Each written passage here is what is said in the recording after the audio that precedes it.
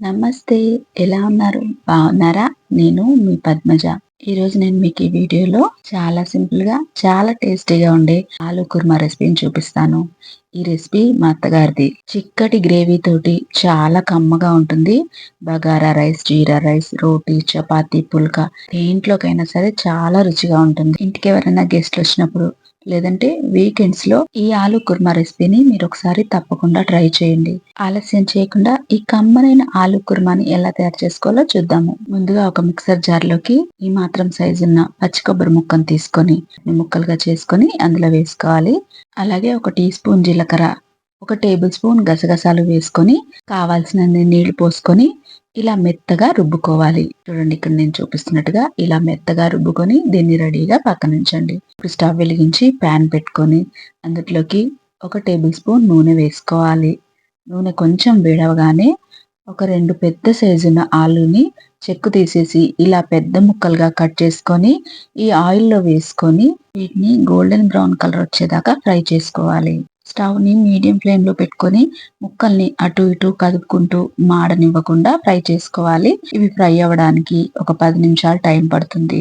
చూడండి, ఆలు ఇలా చక్కగా ఫ్రై అయిన తర్వాత వీటన్నిటిని తీసి పక్కనుంచండి. ఇప్పుడు ఆలు కుర్మా చేసుకోవడం కోసం ఒక వెడల్పాటి గిన్నె పెట్టుకొని అందులోకి 2 టేబుల్ స్పూన్ల నూనె వేసుకొని నూనె వేడైన తర్వాత ఇందులోకి ఒక 5, 6 లవంగాలు, 2 దాల్చిన చెక్క ముక్కలు, 4 ఇలాచీలు, ఓ టీ స్పూన్ సాజీరా, 2 బిర్యానీ ఆకులు వేసుకొని చిటపటలాడనివ్వండి. ఇవి వేగిపోగానే 2 మీడియం సైజున ఉల్లిపాయలని ఇలా సన్న ముక్కలుగా కట్ చేసుకొని వేసుకొని వేపుకోవాలి.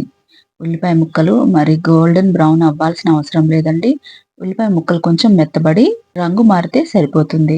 ఒక 5, 6 నిమిషాలకి ఉల్లిపాయలు మెత్తబడి ఇలా కలర్ చేంజ్ అవ్వగానే ఇందులో మనం ముందుగా రుబ్బి పెట్టుకున్న కొబ్బరి, గసగసాల పేస్ట్ అంతా కూడా వేసేసుకోవాలి. ఇప్పుడు ఇందులోకి పావు టీ స్పూన్ పసుపు, ఒక టేబుల్ స్పూన్ ఉప్పు, ఒక టేబుల్ స్పూన్ ధనియాల పొడి, 1.5 టేబుల్ స్పూన్ల దాకా కారం వేసుకొని ఒక 2, 3 నిమిషాలు ఈ మసాలాలన్నిటిని కూడా వేపుకోవాలి.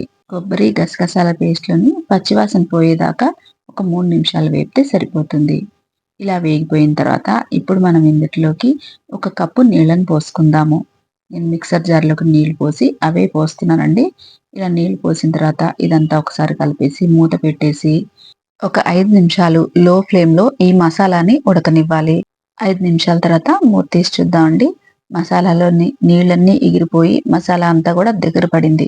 ఇప్పుడు దీన్నంతా ఒకసారి ఇలా కలిపేసుకొని ఇందులోకి ఒక టేబుల్ స్పూన్ ఫ్రెష్‌గా నూరుకున్న అల్లం వెల్లుల్లి పేస్ట్ వేసుకొని దీంట్లోని పచ్చివాసన పోయేదాకా ఒక 2 నిమిషాలు వేపుకోవాలి. అల్లం వెల్లుల్లి పేస్ట్ ఉల్లిపాయలు వేగిన తర్వాత వేయాలండి. నేను మర్చిపోయాను. అందుకని ఇప్పుడు వేస్తున్నాను. మీరు చేస్తే గనక ఉల్లిపాయలు వేగిన తర్వాత అల్లం వెల్లుల్లి పేస్ట్ వేసుకొని వేపుకోండి. చూడండి, అల్లం వెల్లుల్లి పేస్ట్ ఇలా వేగిపోయి ఆయిల్ అంతా పైకొచ్చిన తర్వాత ఇందులోకి ఒక టీ స్పూన్ గరం మసాలా పొడి కూడా వేసుకొని ఇదంతా ఒకసారి బాగా కలిసేలాగా కలుపుకొని ఇప్పుడు మనం ఇందులోకి కమ్మటి పెరుగుని ఇలా చిలుక్కొని వేసుకోవాలి. ఈ కప్పులోని కొంచెం నీళ్లు పోసి అవి కూడా ఇందులో పోసేసుకొని ఈ పెరుగులో మసాలా అంతా కలిసేలాగా ఒకసారి మంచిగా కలిపేసుకోవాలి. ఇలా కలిపేసుకున్న తర్వాత ఇందులోకి ఒక 2 మీడియం సైజు ఉన్న టమాటాలని పెద్ద ముక్కలుగా కట్ చేసుకొని ఇందులో వేసుకోవాలి. టమాటాలు ఆప్షన్ అండి. మీకు ఇష్టమైతే వేసుకోండి, లేదంటే స్కిప్ చేయండి. ఇప్పుడు మనం స్టవ్‌ని లో ఫ్లేమ్‌లో పెట్టుకొని మూత పెట్టేసి ఒక 3 నిమిషాలు పెరుగులోని పచ్చివాసన అంతా పోయి ఆయిల్ పైకి తేలేదాకా ఉడికించుకోవాలి. ఒక 5 నిమిషాల తర్వాత చూద్దాము.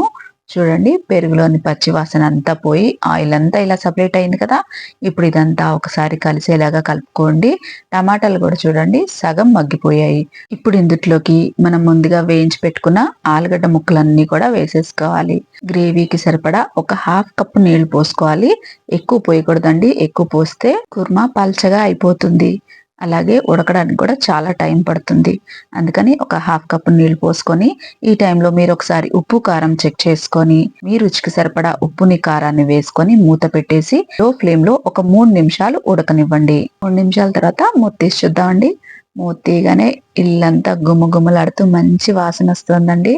చూడండి, గ్రేవీ కూడా కొంచెం దగ్గర పడింది. మన ఆలుగడ్డ ముక్కలు కూడా చక్కగా ఉడికిపోయాయి. నేను ఇందులో వేసిన ఉప్పు, కారం అన్నీ కూడా కరెక్ట్‌గా సరిపోయాయండి. అందుకే నేను రెండోసారి కూడా ఉప్పు వేయలేదు. ఇప్పుడు మనం ఆలుగడ్డ ముక్కలు ఉడికాయో లేదో చెక్ చేసుకుందాము.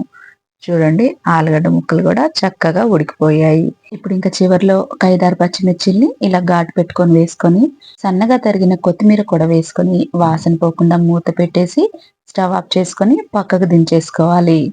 ఇంతేనండి. ఎంతో రుచిగా, ఎంతో సింపుల్‌గా చేసుకునే ఆలు కుర్మా రెడీ అయిపోయింది. గ్రేవీ కూడా చూడండి చాలా పర్ఫెక్ట్‌గా వచ్చింది. పల్చగా లేదు, అలాగని చాలా చిక్కగా కూడా లేదు.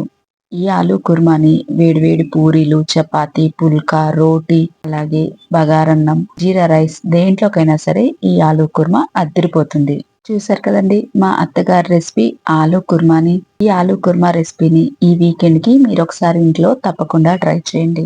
ఈ ఆలు కుర్మాని మా అత్తగారు కుంపటి పొయ్యి మీద చేసేదండి. కుంపటి పొయ్యి మీద చేస్తే ఆ రుచే వేరసలు. కుంపటి పొయ్యి మీద చేసిన టమాటో పప్పు, అలాగే కోడిగుడ్డు పొరుటు చాలా రుచిగా ఉండేవి. ఈరోజు నేను చేసి చూపించిన ఈ ఆలు కుర్మా రెసిపీ కనుక మీకు నచ్చినట్టయితే లైక్ చేయండి, షేర్ చేయండి, కామెంట్ చేయండి. ఇలాంటి మరిన్ని మంచి రెసిపీస్ కోసం నా ఛానల్‌ని సబ్స్క్రైబ్ చేసుకోండి. మరో మంచి రెసిపీతో మళ్ళీ కలుసుకుందాం. అంతవరకు సెలవు. నమస్తే.